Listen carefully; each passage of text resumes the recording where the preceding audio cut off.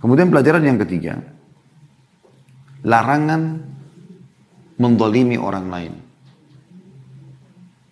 Dan wajibnya kita berhati-hati dari dua orang yang terdolimi. Karena di sini ada potongan hadis Nabi SAW, wa iyyaka wa da'watal mazlum. Hati-hati kamu dari doanya orang yang terdolimi.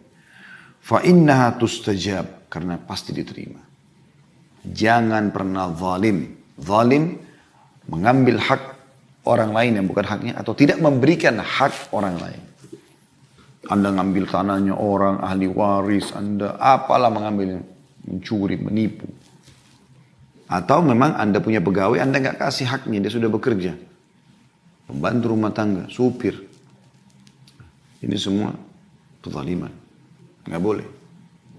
Kapan dia berdoa, diijabah sama Allah SWT. Dia berdoa, anda dihukum, Anda segala macam. Dinukil sebuah kisah di Riyadh atau di Jeddah di Saudi. Ada seorang pasien. Hampir seluruh dokter rumah sakit tersebut tidak tahu dia penyakitnya apa. Tapi dia per 15 menit, 20 menit selalu teriak-teriak kesakitan.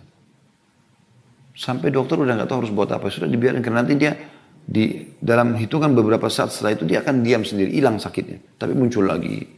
Karena pada saat muncul ini mereka nggak bisa mengobatin dan tidak diketahui penyakit apa gitu. Sampai akhirnya ada satu dokter yang memang sedikit punya ilmu agama. Dia bisikan orang ini pada saat lagi tidak teriak. Dia mengatakan, ada apa sebenarnya dengan kamu ini, kenapa? Jadi dokter pun hanya bertanya. Biasanya pasien yang nanya ke dokter, ini dokter yang bertanya, kamu ada apa sebenarnya? Lalu kemudian dia bisikan dokter tersebut, dia mengatakan, tolong ini ada nomor telepon ini, hubungi dan mintakan maaf saya. Dokter itu menerima, ditelepon. Setelah ngomong, setelah salam dijawab, kemudian dokter ini mengatakan, apakah kalian mengenal si Fulan bin Fulan? Spontan langsung yang ditelepon itu mengatakan, iya, semoga Allah binasakan dia. Kenapa? Ternyata dia zalim. Suka mengambil hak-haknya orang. Ya. Dan orang-orang ini akhirnya kesusahan. Dan kami tidak pernah berhenti mendoakannya. Agar dia dihukum oleh Allah SWT. Hati-hati. Hati-hati. Para salafus salih itu hati-hati sekali. Imam Bukhari rahimahullah pernah memanah, latihan panah di depan rumah beliau. Kemudian anak panahnya itu lepas kena pagar tetangga sebelah. Zaman dulu orang dari kayu.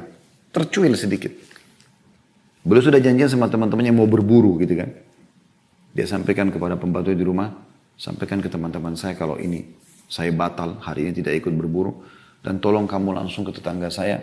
Bilang, kalau Bukhari siap untuk membayar pagar yang tercuil. Sedikit itu.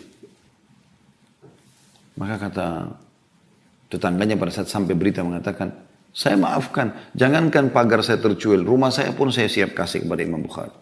Maka Imam Bukhari sujud syukur kepada Allah, memuji Allah, bersedekah hari itu. Karena tidak jadi punya hisab sama orang itu. Perhatikan pekahnya teman-teman. Ada orang subhanallah, dari mulai bangun tidur sampai tidur lagi, masalah yang dia lahirkan luar biasa. Dan yang unik kadang-kadang, ada orang teman-teman tidak ada masalah. Dia yang lahirkan masalah tersebut. Dia yang gibah orang, dia yang fitnah orang, dia yang buat naudzubillah program kriminal itu. Hati-hati.